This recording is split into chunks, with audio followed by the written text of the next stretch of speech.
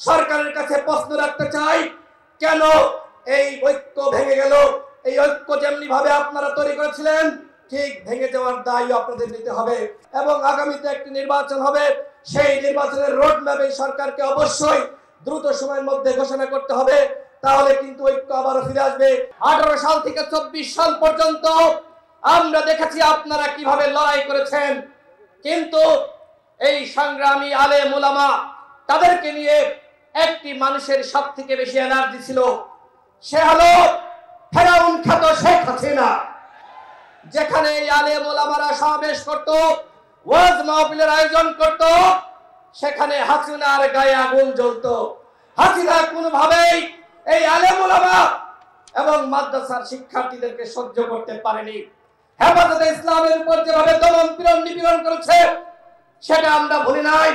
হাসিনা মনে করেছিল ভারতের সহযোগিতায় তারা বাংলাদেশকে একটি জঙ্গি রাষ্ট্র বানাবে, আলেম ওলামাদেরকে জঙ্গি বলতো।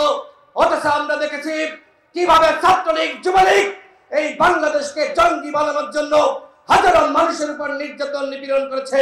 আজকে ছাত্রলীগকে জঙ্গি সংগঠন হিসেবে নিষিদ্ধ করা হয়েছে সন্ত্রাস বিরোধী আইনে।